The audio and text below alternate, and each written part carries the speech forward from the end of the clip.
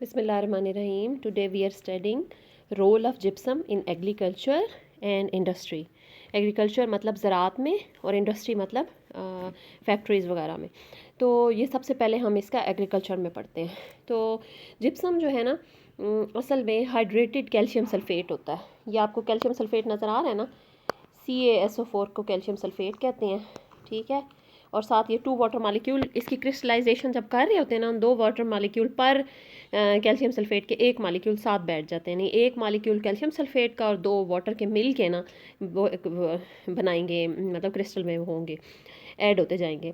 तो ये एक मिनरल के तौर पे पाया जाता है, यानी ज़मीन मिनरल आपको पता है ज़मीन से निकलने वाली चीज़ को कहते हैं। और बहुत लार्ज डिपॉजिट हैं थ्रू आउट द वर्ल्ड, यानी पूरी दुनिया में इसके बड़े बड़े ज़खायर मौजूद हैं। अच्छा, ये अब ना किया क्या जाता है, इसको सॉइल पे अप्लाई करते हैं सल्फ़र और कैल्शियम की सोर्स के तौर पे। कैल्शियम आपको पता है कि आम तौर पे ना वहाँ पे ज़्यादा दिया जाता है जहाँ पे बहुत ज़्यादा एक्सटेंसिव लीचिंग हो गई हो। लीचिंग अब आपको मैं समझाती हूँ क्या होती है, व्हाट इज़ लीचिंग। बहुत ज़्यादा एक्सटेंसिव मतलब बहुत ज़्यादा लीचिंग हो गई है। कोई भी सॉइल है ना, उसमें वाटर सॉलेबल जो चीज़ें होती हैं, बारिश ज़्यादा आ गई है या फिर उसमें सैलाब आया है या पानी की वजह से उसके सारे मिनरल्स को पानी में हल जो होते हैं सारे के सारे साल्ट्स वगैरह को एब्जॉर्ब करके वो वहाँ से ले जाती है। अब वो सॉइल जो है ना साल्ट्स के बगैर है, तो वहाँ पे हम इसको ऐड कर देते हैं कैल्शियम सल्फेट को, तो वो बड़े आराम से जो है ना सॉइल इस काबिल हो जाती है कि दोबारा उसमें हम कोई चीज़ ग्रो कर सकते हैं। दूसरी चीज़ सल्फ़र। सल्फ़र आपको पता है एक बहुत इंपॉर्टेंट कंस्टिट्यूएंट है ना, प्रोटीन का भी ना, प्रोटीन में भी होता है सल्फ़र, ठीक है। तो ये आप देख रहे हैं कि sulphur is essential constituent of plant, क्योंकि ये आम तौर पे ये भी चेक किया गया है कि ये जो है ना सल्फ़र की एब्सेंस में जो प्लांट है ना वो सही ग्रो नहीं कर रहे होते। और ये सॉइल में अप्लाई किया जाता है, इसके बहुत अच्छे इफ़ेक्ट हैं प्लांट की ग्रोथ में। अगर सल्फ़र ना हो तो प्लांट सही ग्रो नहीं करता। एक बात तो उसकी ये भी है कि आपको पता है प्रोटीन जो है सिस्टीन में SH ग्रुप होता है ना, मरकेप्टो ग्रुप SH, और मैथियोनीन में भी ना, ये दोनों में आप 2 अमाइनो एसिड्स हैं, इनमें आपको पता है कि सल्फ़र है, आप इसे देख सकते हैं इनके स्ट्रक्चर। तो प्रोटीन में ये बड़ा अहम है, और इसके अलावा बहुत से और कंपाउंड्स भी हैं प्लांट्स के, उनमें भी ये मौजूद है सल्फ़र। अच्छा, एक बात और है कि ये क्लोरोफिल की जो है ना डेवलपमेंट में और क्लोरोफिल के वर्क में भी ये बड़ा इंपॉर्टेंट है।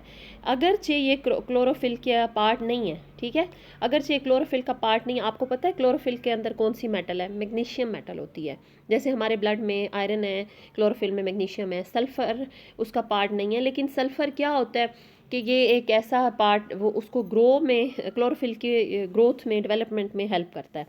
अच्छा, रूट सिस्टम में भी बहुत से प्लांट्स में, बहुत से प्लांट ऐसे हैं जिनमें सल्फ़र रूट सिस्टम में भी इंपॉर्टेंट है। इनलार्ज रूट सिस्टम होता है, अगर हम सल्फ़र डालेंगे रूट्स उनकी बढ़ जाती हैं। इसके अलावा सल्फ़र कंटेनिंग मटेरियल बड़े इंपॉर्टेंट हैं, जैसे हो गया जिप्सम, इसको भी अप्लाई करते हैं किस में, सॉइल में, और क्रॉप्स अच्छी हो जाती हैं, ठीक है। Role of gypsum in industry. अब जिप्सम इसी को हम कह रहे हैं कैल्शियम सल्फेट और साथ 2 वाटर मालिक्यूल को, अगर हम इसे हीट करते हैं तो इसमें 3/4 ऑफ वाटर ऑफ क्रिस्टलाइजेशन चला जाता है। अब 3/4 वाटर ऑफ क्रिस्टलाइजेशन जो है ना कैसे करेंगे, 3/4 मतलब 3/4। अब हम टोटल ले ही 4 ले लेते हैं ना वाटर, अगर हमने यहाँ पे 2 ले लिया ना कैल्शियम सल्फेट, इट मीन्स के 2 × 2 ये 4 वाटर हैं। 4 वाटर में से मैंने कितने वाटर अब लिखे हैं? 1 वाटर लिखा है। 3 वाटर मैंने सेपरेट लिखे हैं, तो 3/4 चला गया ना, ठीक है। 3/4 पानी, 3/4 पानी चला गया है टोटल, क्योंकि हमने 4 वाटर लिए थे, 3 चले गए हैं, 1 रह गया। तो इस तरीके से आपने बैलेंस कर लेना है, ठीक है। अच्छा, अब ये जो है इसको अब हम क्या कहेंगे, जो बचा हुआ है इसको हम कहते हैं प्लास्टर ऑफ पेरिस। और प्लास्टर ऑफ पेरिस से आप बड़े बखूबी वाकिफ़ हैं। ये जो फॉल सीलिंग हो रही होती है, जो मटेरियल बनाते हैं फॉल सीलिंग सारी छतों का, ये जो आजकल बहुत इन है, तो इसमें ये यूज़ होता है। अच्छा, इसके बाद क्या होगा कि ये क्या करेगा, 3/4 वाटर लूज़ कर देगा, प्लास्टर ऑफ पेरिस बन जाएगा। लेकिन आपने इसको ना बहुत ज़्यादा हीट नहीं करना। अगर हम इसे बहुत ज़्यादा हीट कर दें क्या होगा, सारा ही वाटर निकल जाएगा। ये अपने जिप्सम लिया ना, तो आपके जो है ना सारा का सारा जो वाटर है ना वो निकल गया। और उस जिप्सम का नाम क्या है? Dead Burns plaster. अच्छा, अब ये इसका एक तो नुकसान ये होता है कि ये जो डेड बर्न्ट है ना, इसमें कोई वाटर मालिक्यूल नहीं है। दूसरा इसका ये होता है कि मॉइस्चर पड़े पड़े हवा से, कि मॉइस्चर पानी को एब्जॉर्ब करेगा और दोबारा पानी इसके अंदर जज्ब हो जाएगा। तो इसलिए हम इसको बनाने का कोई फ़ायदा नहीं है। एक तो पानी ये वापस ले लेगा, और दूसरी बात ये है कि इससे मटीरियल इतना यूज़फुल नहीं है, ठीक है। अच्छा, अब हम इसको करते क्या हैं कि हम इसको ये करते हैं, हाँ जी, हम इसको क्या करते हैं कि हम इसका वाटर जो है वो कर लेते हैं। अब हम इसके यूज़फुल फ़ायदा क्या है, हम इसका ना फ़ायदा पता है क्या है कि प्लास्टर ऑफ पेरिस है ना, उसका आधा वेट जितना पानी लेना है उसमें ऐड करना है। जब आप ये बना रहे होते हैं ना, ये वो फॉल सीलिंग वाले, तो अगर 1 किलो आपने प्लास्टर ऑफ पेरिस का लिया ना, पाउडर सा होता है वाइट सा, उसमें आधा किलो आप पानी मिक्स कर देंगे तो एक विस्कस मटेरियल बन जाता है। ठीक है, और फिर अगर उसे 15 से 20 मिनट आप रख दें तो 15-20 मिनट में वो हार्ड हो जाएगा और वो हार्ड पोरस मास बन जाएगा। अब मज़े की बात ये है, ये क्यों इतना अहम है कि ये ना जब सख्त होने लगता है ना, जब हार्ड होता है तो 1% इसका वॉल्यूम बढ़ जाता है, यानी फूल जाता है, ये एक्सपेंड हो जाता है। अब उसका फ़ायदा ये होता है कि आप किसी मोल्ड में रखें, ठीक है, फिल द मोल्ड्स, आप किसी सांचे के अंदर रख रहे हैं तो सांचे की ये शेप ले लेगा पूरी की पूरी और बड़ी शार्प सी इमेज आ जाएगी। अक्सर आपने देखा है लोग बेच रहे होते हैं, वो डॉल्स बनाई हुई होती हैं और बहुत ज़्यादा डेकोरेशन पीस बनाए होते हैं। इसके अलावा छतें जो है वो कितने प्यारे प्यारे उनमें फूल हो जाते हैं वॉल्स में। इसके अलावा आप देखते हैं कि मुख्तलिफ जो प्लास्टर पेरिस के स्टैचू जगह जगह खड़े होते हैं, तो स्टैचू भी इसी से बनते हैं ना।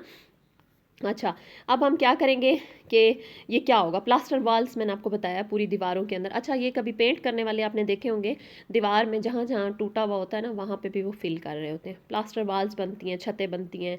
अच्छा, कास्ट स्टैचुअरी मतलब स्टैचूज़ बनते हैं, स्क्वाइंस बनते हैं।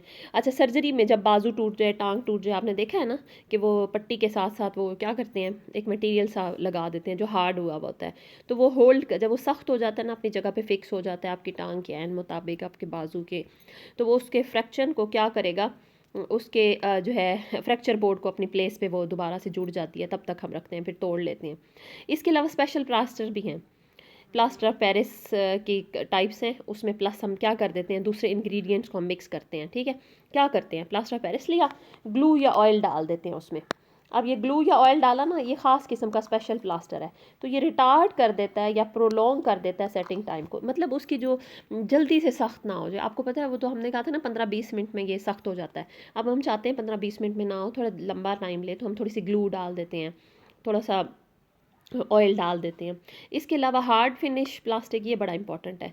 आपने कैल्सिनेटेड सल्फेट लिया ना, वही आपका जो कैल्शियम सल्फेट है, साथ आपने क्या कर लिया है, एलम या बोरेक्स ले लिया। एलम आपको पता है फटकड़ी को कहते हैं, फटकड़ी जो होती है ना, ये नुशादर फटकड़ी इसका आम ज़बान में लफ्ज़ है, तो एलम ले लिया। साथ बोरेक्स, बोरेक्स पाउडर से आप वाकिफ़ियत रखते हैं, ये कैरम बोर्ड खेलने में यूज़ होता है।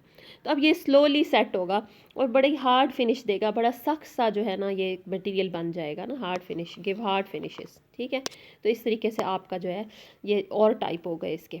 अब हम पढ़ रहे हैं, लकड़ी के अंदर भी डालते हैं, लकड़ी का गूदा ले लें, जैसे आपने लकड़ी ग्राइंड किया और उसका गूदा ले लें, बारीक बारीक गूदा, और उसमें प्लास्टर ऑफ पेरिस मिक्स कर दें, तो उससे वो बोर्ड बनते हैं और बहुत से मटेरियल बनते हैं। आपने देखा होगा कि ये जो बोर्ड होते हैं ना, जो कंस्ट्रक्शन के दौरान कोई बिल्डिंग है तो आपने दीवारें पूरी पूरी बन रही होती हैं कार्डबोर्ड की, हार्डबोर्ड की, वो खड़ा कर देते हैं, दरवाजे बन रहे होते हैं, वो क्या होता है, वुड पल्प होता है, नहीं लकड़ी का गूदा होता है, और उसमें प्लास्टर ऑफ पेरिस मिक्स कर देते हैं। पार्टीशन बनाने कमरे को, दो बड़ा कमरा है उसको आधा कमरा बना रहे होते हैं, दरमियान में वो डॉक्टर्स ने अक्सर लगाया होता है, छोटे छोटे पोर्शंस बनाए हुए होते हैं, तो इसी तरह ना, तो ये आजकल बड़ा इन है। इसके अलावा फिलर इन पेपर इंडस्ट्री का मतलब क्या है, कागज़ जब हम बनाते हैं तो उसके अंदर ना खाली जगह स्पेसिस होती हैं, कागज़ बहुत फाइन नहीं होता, तो उसके ऊपर ये प्लास्टर ऑफ पेरिस फेरते हैं तो ये बिल्कुल इक्वल सा जो है स्मूथ कागज़ बन जाएगा। ठीक है, तो ये फिलर के तौर पे भी इस्तेमाल होता है। ये कागज़ है, कागज़ की शीट्स आपने ली हैं, जहाँ जहाँ सुराख हैं, तो आपने जैसे प्लास्टर ऑफ पेरिस लाए ऊपर डालेंगे तो कागज़ जो है बिल्कुल स्मूथ बन जाएगा। ठीक है, उसके बाद आपका ये और कहाँ इस्तेमाल होता है, हाँ जी, ये पोर्टलैंड सीमेंट में भी इस्तेमाल होता है। पोर्टलैंड सीमेंट क्या है, आम सीमेंट को पोर्टलैंड सीमेंट भी कहते हैं। इसमें ना एक दो वैसे तो इसके इंग्रेडिएंट्स है ना, एक मिट्टी लेते हैं, आर्गिलेशियस मटेरियल उसे कहते हैं, मिट्टी हो गया। दूसरा लाइमस्टोन यानी कि चूने का पत्थर, और ये सारी चीज़ें कैल्शियम की चीज़ें ये लेते हैं। अब इन दोनों को फाइन पाउडर पीस लेते हैं ना, और इनका मिक्सचर को दोनों को मिक्स करके हीट करते हैं, यानी दो चीज़ें ली हैं, क्ले और लाइमस्टोन, इसको बहुत ज़्यादा हीट किया। हीट करने के बाद जो मटेरियल बन रहा है ना, उसका नाम है क्लिंकर। अब उसे दोबारा ठंडा करेंगे, ये क्लिंकर बारीक दानों की शक्ल में बन जाता है, तो फिर इसको ठंडा करते हैं और उसको दोबारा पीस के पाउडर बना लेते हैं। जब ग्राइंड करके पाउडर बना लेंगे ना, तो फिर इसमें 2% जिप्सम का पाउडर डालेंगे। अब ये सीमेंट जो थी ना, पहले अगर आप प्योर सीमेंट यूज़ करें क्ले और लाइमस्टोन की, वो तो फ़ौरन मिक्स करते साथ हार्ड हो जाती है, उसमें फिर क्रैक्स आने लग जाते हैं ना, तो हम चाहते हैं कि स्लो स्लो सीमेंट जो है ना सेट हो। आहिस्ता आहिस्ता सख्त हो, सेटिंग मतलब सख्त हो। Prevent cement from hardening too rapidly, यानी बहुत तेज़ी से सीमेंट ना सख्त हो जाए। तो इनका सेटिंग टाइम कहते हैं ना, जितनी देर में वो जल्दी सख्त हो जाए वो सेटिंग टाइम है, तो उसको वो इंक्रीज़ कर देता है, यानी अब आहिस्ता आहिस्ता वो जो है ना सेट होगा। ठीक है, तो इस तरीके से आपका जो है सीमेंट का जो है वो आहिस्ता आहिस्ता आपको पता है कि सेट हो जाएगा। ठीक है,